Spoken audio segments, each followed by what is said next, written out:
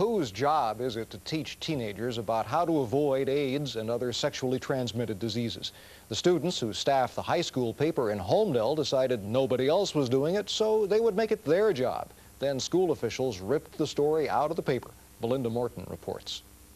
It goes against, your constitutional right of freedom of the press. Students at Holmdel High School are upset because 2 articles about sexually transmitted diseases were censored from their school newspaper. They weren't very harmful, that they were informative, and they did not condone sex or make any convincing opinions one way or the other. They were just information.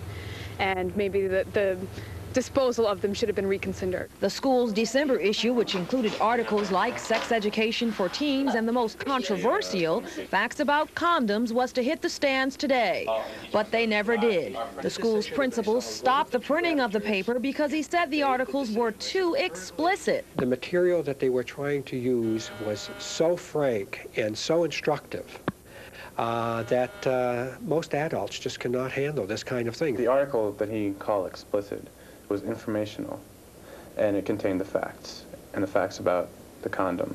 And yes, we were explicit, but we used the biological terms. There's not a heck of a lot of ways to say what we had to say. The paper's editor says reporters wrote the stories because they felt students weren't being taught enough about sexually transmitted diseases and how to prevent them. I wrote the article because when the advice and when the facts come from another peer, it's much different than when it comes from a teacher, because when a teacher talks, it's just like, yeah, well, The courts have said in this area that students do not have the same extent of freedoms in this area that the adult commercial press does, as an example. Although we are in school, I feel that we should be extended the full privileges of the Constitution. Just 2 years ago, a Supreme Court ruling held that boards of education that fund school newspapers have the right to regulate style and content.